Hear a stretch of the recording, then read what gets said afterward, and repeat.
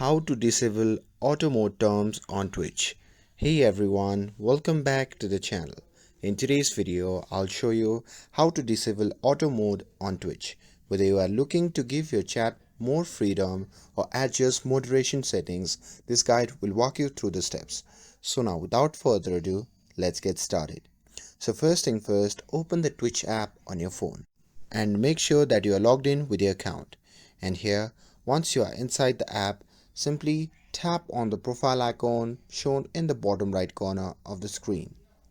And here, once you are in your profile section, simply tap on the Steam Manager. And here, once you see the interface like this, simply tap on the three dot icon shown in the top right corner of the screen. And once you tap on that, a pop-up menu will appear. From that menu, look for the option labeled as Auto Mode Terms. And once you have located it, simply toggle off that option. And that's it. Now you have successfully disabled auto mode on Twitch. With this, if you found this video helpful, then don't forget to like, share and subscribe to get updated for more videos. Thanks for watching and I'll see you in the next video.